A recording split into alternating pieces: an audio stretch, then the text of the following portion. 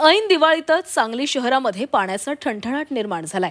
महापालिका प्रशासनाकडून शहराचा पाणीपुरवठा बंद ठेवण्यात आलेला आहे आणि त्यामुळे नागरिकांचा दिवाळीच्या पहिल्याच दिवशीच मोठा खोळंबा झालाय।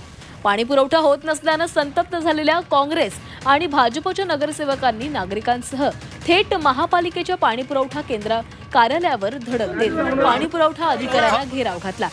तसंच धारेवरही या अधिकाऱ्यांना धरण्यात आलं। यावेळी संतप्त झालेल्या नगरसेवकांनी पाणीपुरवठा कार्यालयाच्या दारातच हंडे आणि घागर घेऊन धरणे आंदोलन देखील केले।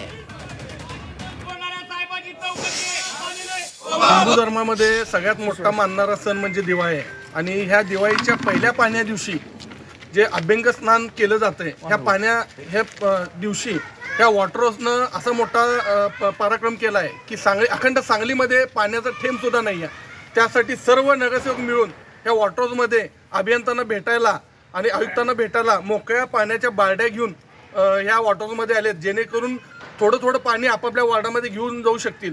कारण ह्या लोकांकडे कुठल्याही प्रकारचं नियोजन नाही, ना पाणी सोडायचं नियोजन नाही, ना टँकरची व्यवस्था नाही। त्यामुळे अखंड दिवाळी ही बिना पाण्याची ही सांगली नगरी साजरी करत आहे आणि याचा निषेध म्हणून आज सगळे नगरसेवक या ठिकाणी पाणी मागण्यासाठी महापालिकेच्या दारात आले आहेत।